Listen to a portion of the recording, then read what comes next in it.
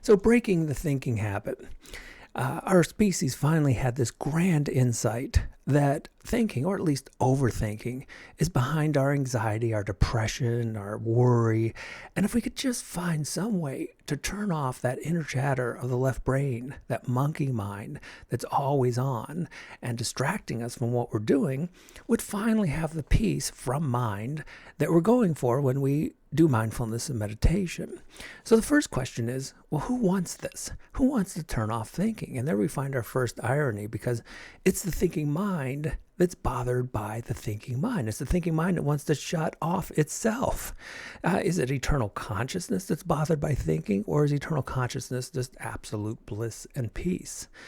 So this blissful, peaceful, eternal consciousness is no concern for turning the thinking mind on or off. So it's not bothered by it. So it's got to be the thinking mind that's bothered by itself. Consider, well, imagine you're in a library and it's very peaceful and very quiet. And there's one person who's making a bunch of noise. And most of the noise is telling other people to be quiet.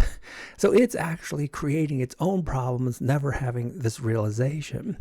Another version of this is the self-improvement version. So, why do we want to stop thinking? Well, we want to stop thinking because we'll be a better version of ourselves, a more peaceful, spiritual version of ourselves. But again, we can ask the same question. Do you think eternal, blissful consciousness is somehow trying to do self-improvement? No. It goes back to the mind wanting to have what it ultimately can never have, the absence of itself.